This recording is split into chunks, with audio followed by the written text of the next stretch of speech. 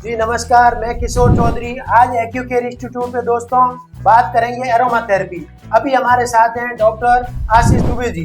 जी आपका स्वागत है। नमस्कार। और बताइए कि एरोमा थेरेपी आप बताने वाले हैं। एरोमा थेरेपी क्या है, कैसे हमारी बॉडी के कौन से लेवल पे बेनिफिट होता है, मतलब फिजिकल, मेंटल, इमोशनल वो लेवल पे। तो दर्शक क्या क्या जानकारी प्राप्त करने वाले हैं अभी, तो थोड़ा शॉर्ट में पहले बताइए, फिर बाद में पूरी डिटेल मिलेगी। सर, अरोमा थेरेपी नेचुरोपैथी का एक बहुत अच्छा विभाग है और सबसे इम्पोर्टेंट हम ये जानते हैं कि फिजिकल बॉडी जो भी है वो आपके मानसिक जो आपका समझ है या विचार है इसके वजह से, तो इमोशंस को सबसे अच्छा जो कवर कर सकता है वो अरोमा थेरेपी।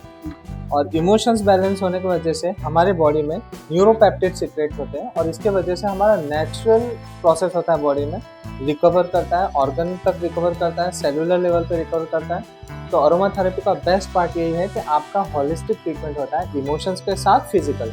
तो जो भी आप लेते हैं उसमें इमोशन और फिजिकल दोनों काउंटर होता है, अकेला खाली फिजिकल पे एक्ट नहीं करता। ठीक है, उससे पहले अभी आपका इंट्रोडक्शन हम जानना चाहेंगे। दर्शकों को पता होना चाहिए जो अरोमा के बारे में बता रहे हैं, आपका बैकग्राउंड क्या है, मतलब कितने टाइम की आपकी प्रैक्टिस है और अल्टरनेटिव आप क्या क्या करते हैं। सर, अल्टरनेटिव शुरू करने से पहले मेरा जो ग्रेजुएशन हुआ, मैंने इलेक्ट्रॉनिक्स एंड टेलीकम्युनिकेशन किया था और मेरा जॉब जो शुरुआत था उसमें जो कॉर्पोरेट में जो स्ट्रेस होता है जॉब को लेकर, टेलीकॉम एक नया सेगमेंट था और उसमें मुझे बहुत सारे डिसीजेस तैयार हुए कॉर्पोरेट की वजह से। वो काम करने के तरीके से एनी टाइम आपको रात को भी जाना है और जो स्विचिंग सेंटर्स होते हैं उसमें बहुत हाई लेवल का टेम्परेचर एकदम माइनस में रखना पड़ता है और उसमें कंटिन्यूस काम करना होता था।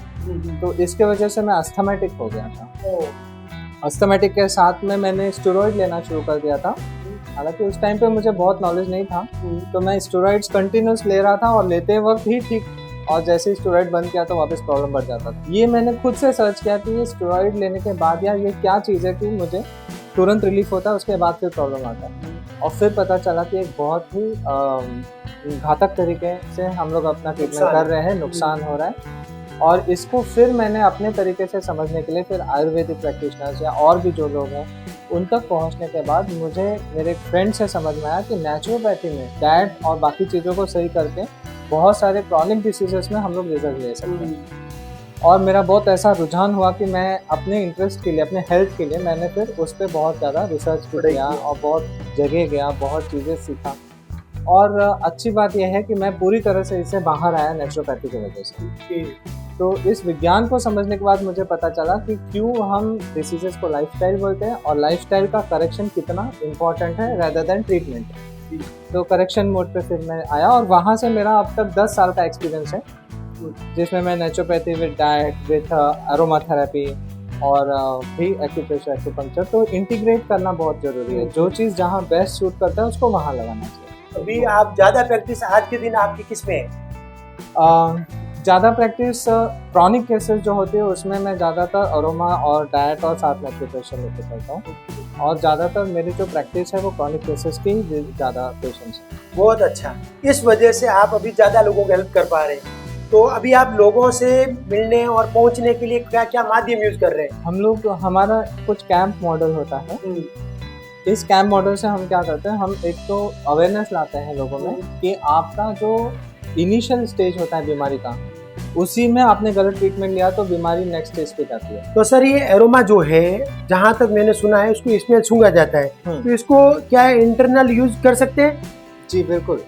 देखिए, हमारा जो रेगुलेशन है वो एफडीए के रेगुलेशन में, एक एफडीए का ग्रास लिस्ट होता है, जनरली रिकॉग्नाइज्ड एज सेफ। तो आप ग्रास लिस्ट आप देखेंगे तो बहुत सारे ऑयल, एसेंशियल ऑयल ऑलरेडी बहुत बड़े इंडस्ट्रीज में कंज्यूम हुआ है और हम सब उसको खाते आए हैं। कॉन्फेक्शनरी आप समझ लीजिए, जैसे जो चॉकलेट्स में यूज हो रहा है, आइसक्रीम्स में यूज हो रहा है, ये एक इतनी बड़ी इंडस्ट्री है जहाँ पे ऑलरेडी एसेंशियल ऑयल्स यूज होते हैं। ये पता नहीं है सबको, पब्लिक को। जी, तो ये इंटरनल कंजम्पशन अलाउड है, बट अंडर एडवाइस और प्रॉपर गाइडेंस। प्लस आप कौन सा एसेंस कहाँ पे से ले रहे हैं ये बहुत इंपॉर्टेंट है। तो इन बातों का ध्यान रखना बहुत इंपॉर्टेंट है, क्योंकि अरोमा अगर नेचुरल ग्रेड नहीं मिला तो उसके साइड इफेक्ट्स भी नहीं। बराबर है, बराबर। मतलब जो भी आप यूज कर रहे हो किसी अनुभवी प्रैक्टिशनर के साथ उनकी गाइडेंस में ही करना समझदारी है, नहीं तो शॉर्टकट का खतरा आपको भारी पड़ सकता है।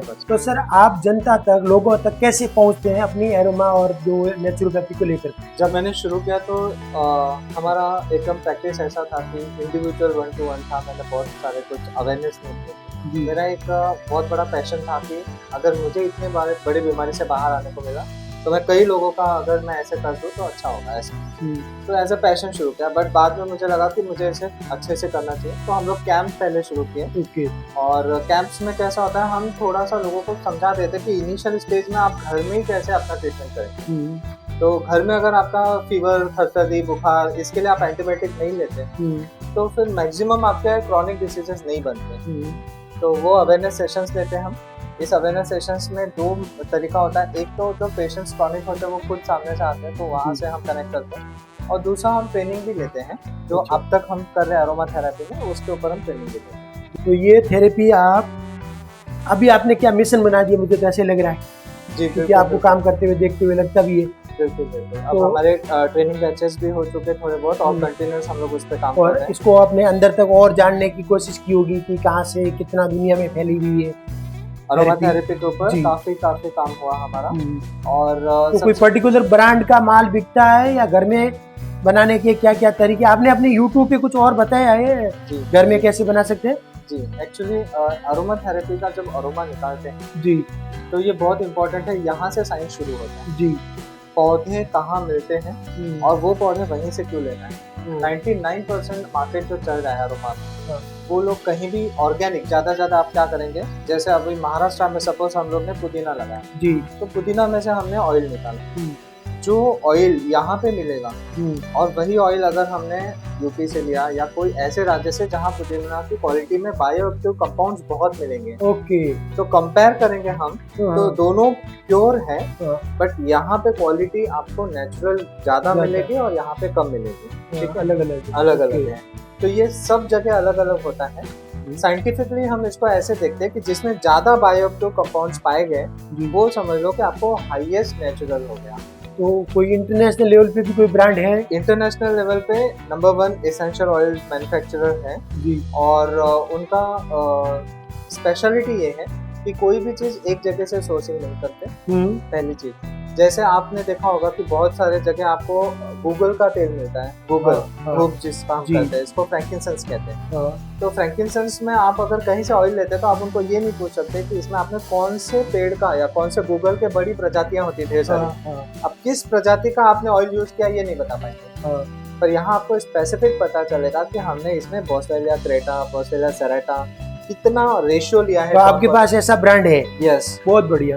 और उसी के रिजल्ट्स भी वैसे ही हैं। तो हमारे ट्रेनिंग में भी हम ये बताते हैं कि आप जब ले रहे हैं तो बहुत स्पेसिफिक इंफॉर्मेशन होना चाहिए आपके पास, और उसको वो इतना क्लैरिटी होनी चाहिए कि ये ऑयल क्यों इतना नेचुरल। तो लोग आपसे अरोमा थेरेपी के अलावा नेचुरोपैथी के लिए भी मिल सकते हैं जी, जिनको अवेयरनेस है, एक्यूप्रेशर के लिए भी मिल सकते हैं, और आपने बोला क्रॉनिक प्रॉब्लम के लिए आपके पास अच्छे रिजल्ट है, और स्पेशली इमोशनली प्रॉब्लम के लिए बहुत अच्छे रिजल्ट है। बहुत अच्छे जी। तो और कुछ आप कहना चाहेंगे? जी, मैं सबसे पहले तो ये बताना चाहूँगा कि जो नेचर है, इस नेचर को समझना बहुत जरूरी है। फिजिकल कैरेक्टर से आप समझते हो, जैसे सब जो अभी किशोर जी बैठे हैं, तो जैसे किशोर जी मिलते हैं तो देख के समझ में आता है कि ये किशोर जी, बट इनका जब बोलने का तरीका है, हाव भाव है, जब ये हेलो जी कहते हैं तो ये जो एक फीलिंग, हाँ ये किशोर जी ही हैं। समझो आपने एक पुदीना का पत्ता देखा पर उसका स्मेल धनिया की तरह आ रहा है, तो क्या उसे आप पुदीना कह पाएंगे? नहीं कह पाएंगे। यानी हमेशा एक फिजिकल कैरेक्टर भी होता है और एक ऐसा कैरेक्टर होता है जो दिखता नहीं है ना। पानी की तरह एसिड भी है, लेकिन एसिड आप ले लो तो क्या होगा और पानी से क्या होगा, यानी दिखने में दोनों सेम है। ठीक वैसे ही हम जो है अरोमा थेरेपी में फिजिकल और इमोशनल दोनों को लेके चलते हैं। ये इसका की पॉइंटर्स है। पहला, आपकी बातों से लग रहा है कि आपने बहुत अच्छा नेक्स्ट लेवल तक का रिसर्च करके रखा है, तो क्या हम मान सकते हैं कि आपसे जो भी मिलेगा उसको वर्ल्ड क्लास लेवल का प्रोडक्ट और थेरेपी मिलेगा? ऑफ कोर्स बिल्कुल। जहाँ तक हमारी कोशिश होती है कि हम जितना हो सके बेस्ट हो वही लेके आए। जी दोस्तों, आशीष सर का नंबर चाहिए, ये नंबर पे लिखिए, आपको डायरेक्ट नंबर मिल जाएगा। बाकी देखते रहिए, एक्यूप्रेशर का इंफॉर्मेशन मिलेगा इस चैनल पर, एक्यूकेयर इंस्टीट्यूट। धन्यवाद। धन्यवाद।